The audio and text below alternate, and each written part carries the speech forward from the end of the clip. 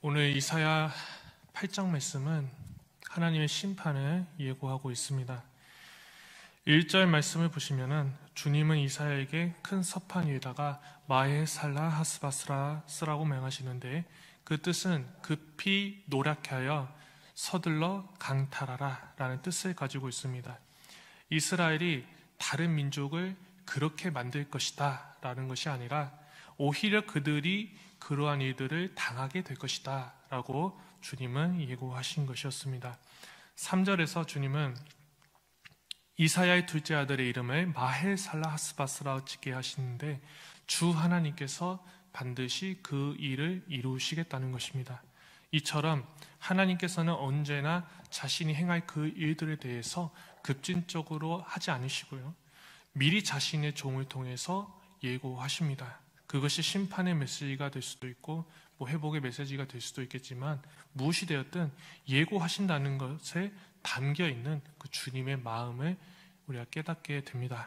잘못된 것을 행했다면 그것을 중단하고 돌이키라는 주님의 그 마음이 있는 것이고, 회복하시겠다는 주님의 그 메시지를 통해서 주님의 그 거듭 은혜를 생각해 보게 되는 것입니다. 노아의 홍수 때 악에 심취해 있는 그 세상을 향하여서 주님은 심판을 예고하셨지만 바로 심판하지 않으시고 노아의 입을 통해서 사람들에게 악에서 돌이키라는 그 메시지를 전하게 하셨고 또 듣게 하셨어요. 그 외에도 항상 일하실 때에는 자신의 종들의 입술을 통해서 돌이키라는 메시지를 주셨죠.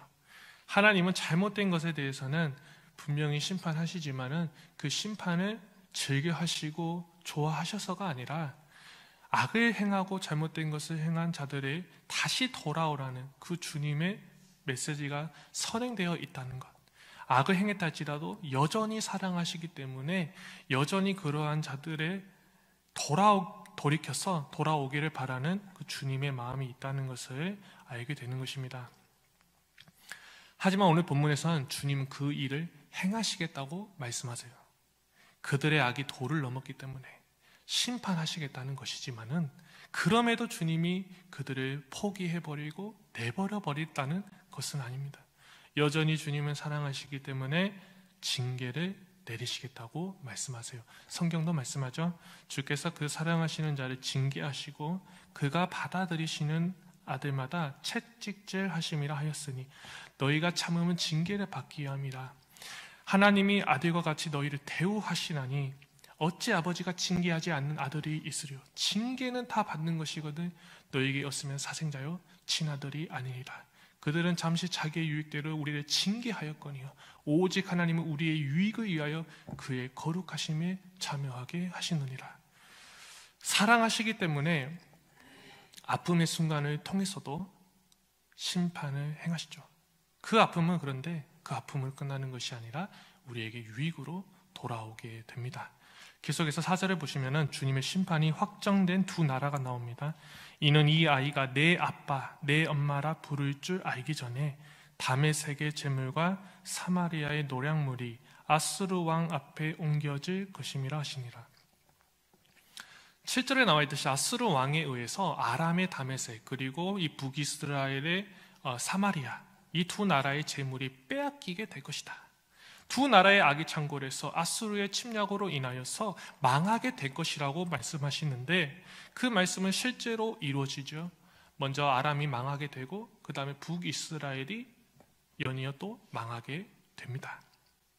그런데 주님은 그들만 책망하시는 것이 아니라 연이어 유다에게도 말씀하셨다는 거예요.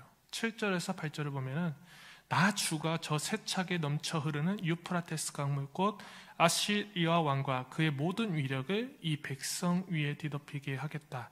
그때 그 물이 온 색강을 뒤덮고 둥마다 넘쳐 유다로 밀려들고 소용돌이치면서 흘러 유다를 휩쓸고 유다의 목에까지 차게 할 것이리라.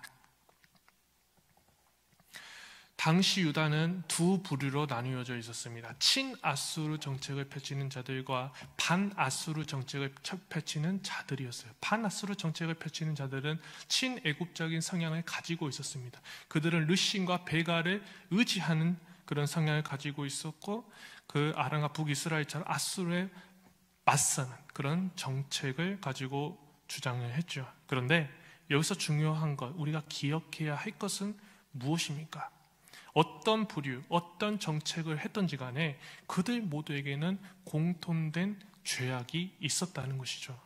여호와 하나님을 의지하지 않고 자신들의 생각과 정책에 사로잡혀 있었다는 것은 다를 바가 없었어요. 하나님 보시기에 그들 모두는요, 악을 행했다는 것은 변함이 없었다는 것입니다. 적용하면은 현재 내가 하나님의 말씀보다 더 의지하며 더 붙들고 있는 것이 있다면은 그것은 무엇입니까? 개인의 문제뿐만이 아니라 나라와 이 교회의 앞날이 밝지 않는 이 시대를 우리는 살아가고 있는데, 이 시대 가운데 나는 무엇에 더 귀를 기울이고 있고 무엇에 더 민감하게 반응을 하고 있습니까?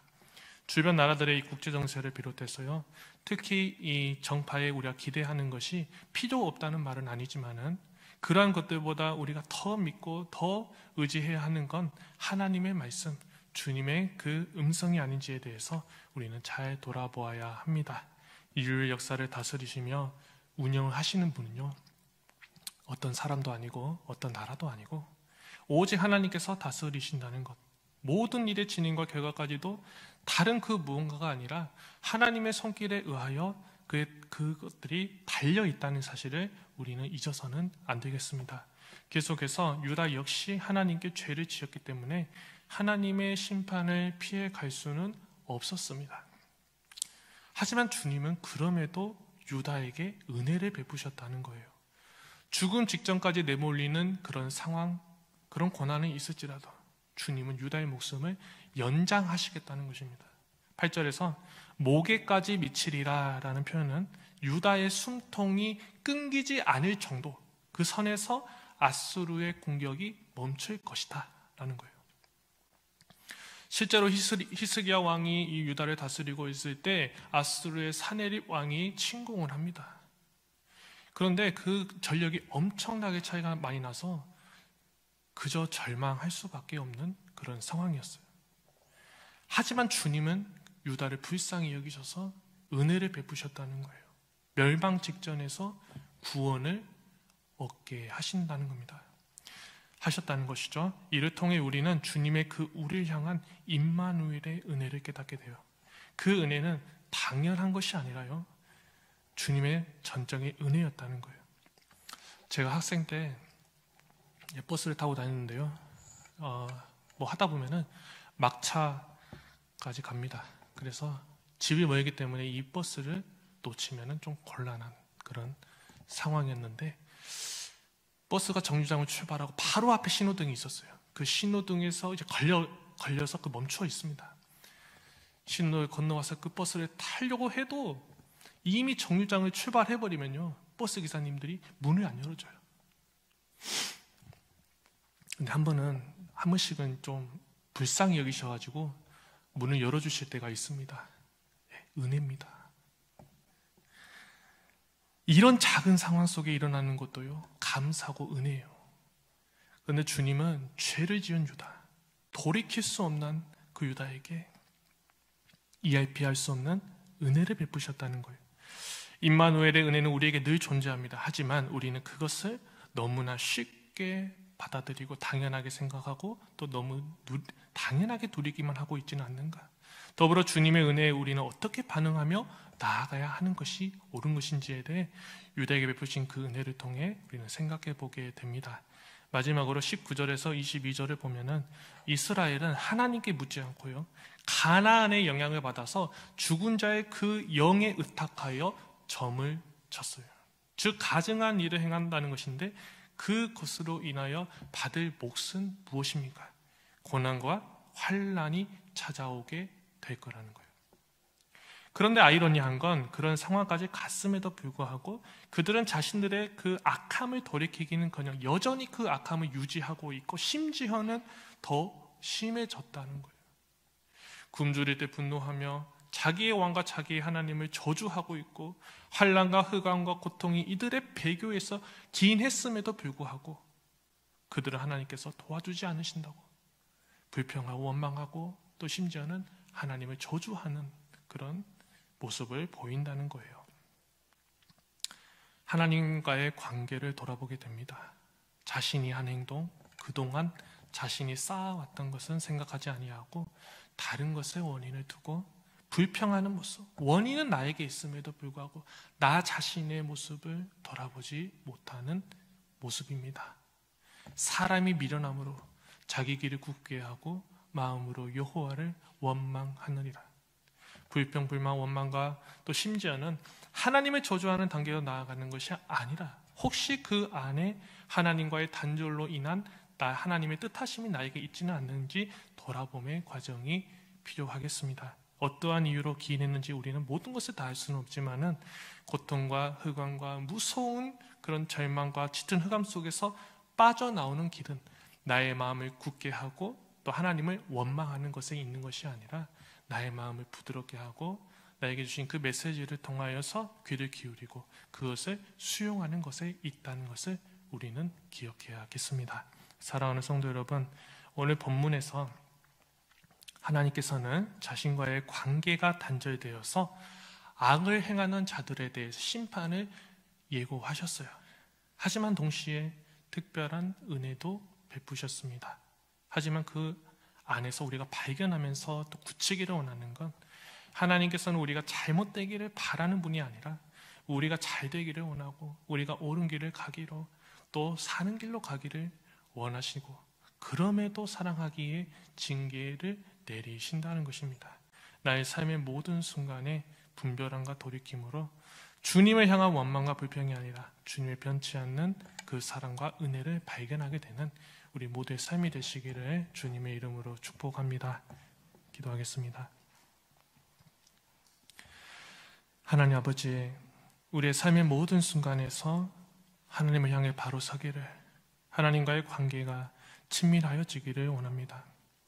혹 하나님의 뜻에 어긋나는 길을 걸어가고 있지는 않는가, 돌아보고 돌이킬 것은 무엇이 있는지를 밝히 깨닫는 지혜와 분별력을 우리 모두에게 허락하여 주셔서 내 안에 아닌 하나님 안에 거하는 삶으로 나아가게 하옵소서. 삶의 모든 순간 가운데 어려움과 회복이 공존하지만 어떤 순간 무엇이 되었든 간에 주님을 향한 불평, 불만과 원망이 차고 넘치는 것이 아니라 그 안에서 역동적으로 살아 움직이시는 주님의 사랑의 깊이를 절감하며 고백하는 우리 모두의 삶이 되기를 소원합니다. 언제나 우리를 옳은 길로 사는 길로 인도해 가기를 원하시는 주님의 그 마음을 깨닫고 동참하는 우리 모두가 되게 하옵소서. 모든 것을 감사드리며 사랑이 많으신 예수님의 이름으로 기도합니다. 아멘. 하늘에 계신 우리 아버지, 아버지의 이름을 거룩하게 하시며 아버지의 나라가 오게 하시며 아버지의 뜻이 하늘에서와 같이 땅에서도 이루어지게 하소서.